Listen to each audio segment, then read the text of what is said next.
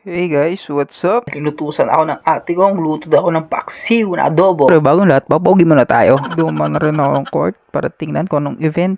May volleyball pala. Huwag na tayo magtagal, tara na. Dito ako bumibili ng isda kung saan. Dito rin bumibili sa tilanin ng isda na niluluto niya. Sukoy niya kasi ito may libre na ring hugas sa iste. Ano pala, linis ang isda, hasang tanggal ganon. Ayan na, may kosmekos na ni bossing. Galunggong lalaki, may babae din pala. Antayin na lang natin matapos tanggalan ni kuya ng hasang yung isdang binili natin. Dito nga pala kami lagi bumibili. Siyempre, di kompleto kung walang sibuyas, bawang, ano pa ba, luya, ano pa ba, paminta, ganun, mga ganyan. Yung toyo na lang sa bahay. Siyempre baka mayroon doon eh. Akala ko galit sa akin si ate. Yung pala kasap niya yung Indiano pala. Nakawin ko na sana dito yung paminta buo tsaka yung ano pala, laurel. Kaso dumating pala yung ano, may-ari. Chirit, joke lang.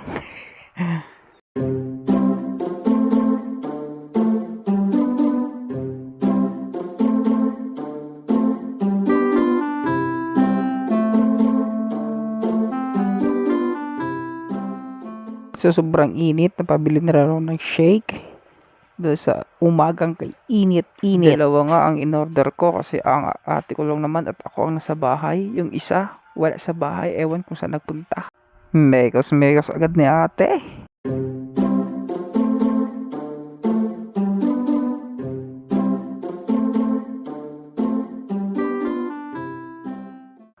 Ay tuwang-tuwa sa binili kong shake ang ate kong ere. Nakaw.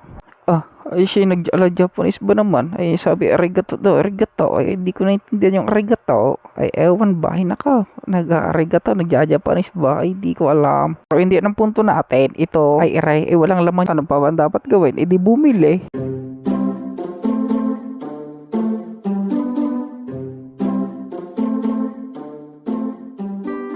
Alright, mekos slime na. Lagyan na natin lahat to.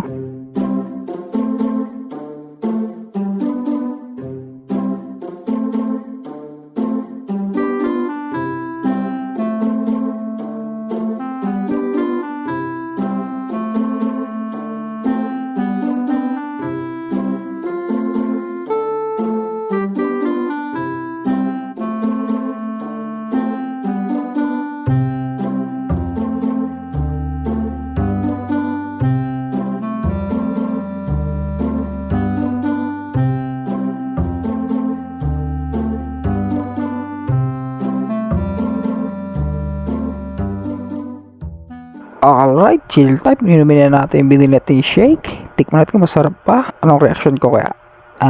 Sarap daw pala eh. Yeah. Nagpakit nga ako dyan. Kala ko pogi ako. Yan pala, pangit ko pa rin talaga. Pit na rin ulit. Nag-isip ako. Pogi ko pala talaga. Okay, kumulo na. It's time to lagay tuyo na at mantika para tawaging adobong paksiw.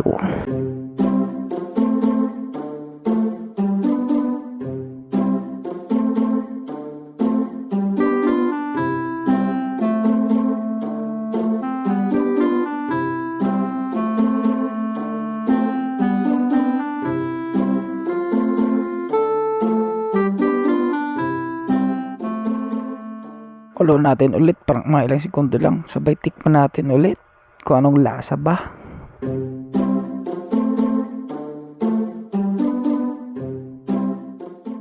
At nang malasa ko, napapikit ako, napaisip ako, mas maasim pa sa giligin ang jowa mo. Chirit.